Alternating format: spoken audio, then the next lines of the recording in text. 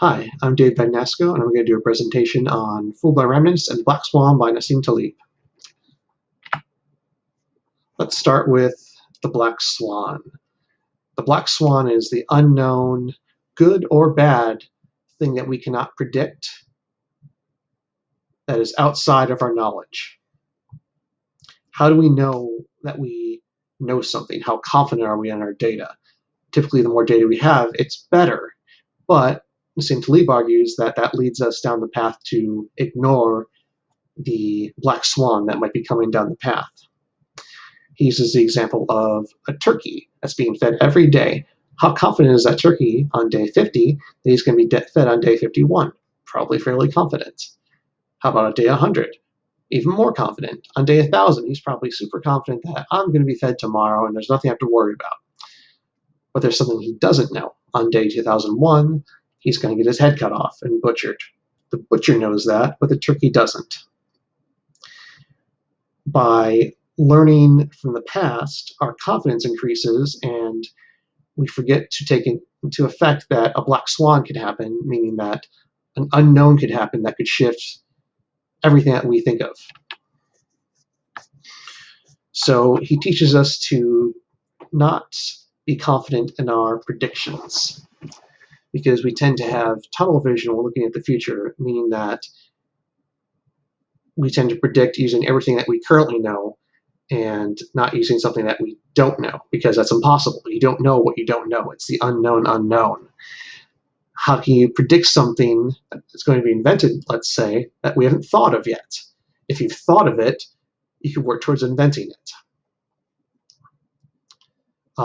This is like accidental discoveries, like penicillin. That was just a mistake. We didn't go and say, like, oh, this mold will help us prevent a lot of diseases and cure us for a lot of things. It was just like, oh, look at this mold. Let's see what happens with that mold. We're horrible at estimating error, and we have a lot of supporting data to back us up, but sometimes that supporting data leads us to bad predictions. So Taleb argues that we have two types of randomness. There's the known randomness and the unknown randomness. Basically, there's what he calls mediocristan. That's the state that of randomness is kind of known and predictable, and extremistan, which says that it's unknown. We can't predict it. Typically, mediocristan is in like games where you know every single rule, height, weight, eye color, physical stuff like that. It's very predictable. There's randomness, but it's predictable randomness. In mediocristan, a large example, large won't change the aggregate of all the total sum. So let's say that you have the average weight of 1,000 humans. One person weighing 1,000 pounds won't change the aggregate that much.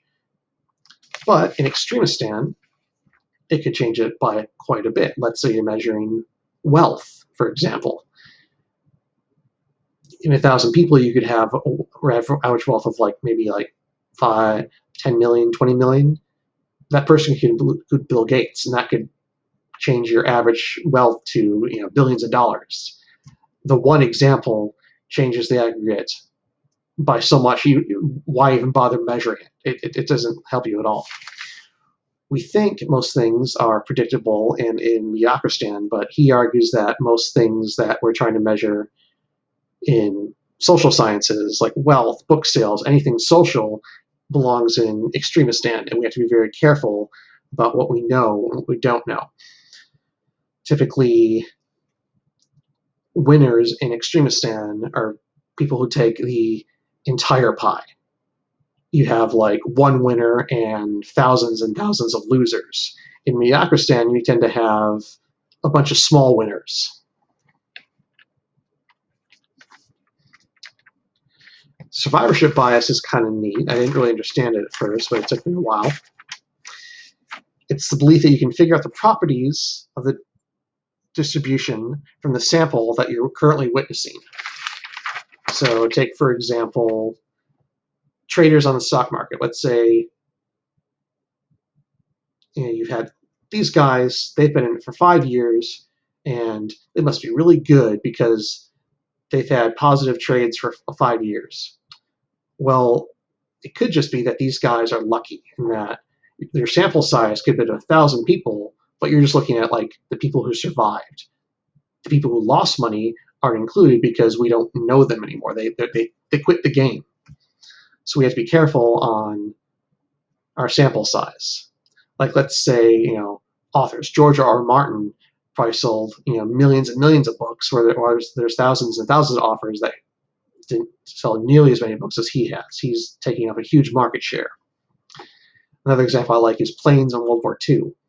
So a lot of planes that got hit, they mapped out where they were hit, and it was like, okay, we should put armor where they're hit.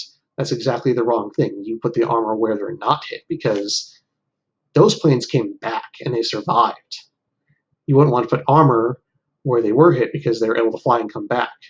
The planes that didn't come back probably got hit where the planes that did come back were hit. The fallacy of the nerd. So it's thinking inside the box versus thinking outside the box. He has two people, Dr. John and Fat Tony, and he gives a coin flip analogy. He tells both of them, let's say that we play a game where I flip this coin 100 times in a row. 99 times it lands heads. What's the probability that the next flip's going to be tails? The nerd, Dr. John, says, well, it's going to be the same, 50%. But Fat Tony, the more realist guy, says, no, your assumptions are wrong. This is not a fair game. And he's probably right.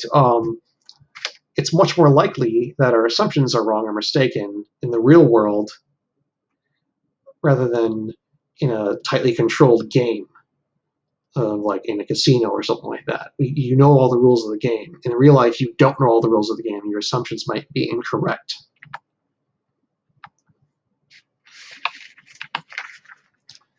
Locke's definition of a madman. Locke calls this definition reasoning correctly from faulty premises. So he gets very angry about pure mathematicians going into the world of finance and trying to put their models into real situations. He says that they would rather be perfectly correct all the time rather than just broadly correct. They care more about the preciseness of their models and their theories rather than just being generally correct in finance and business.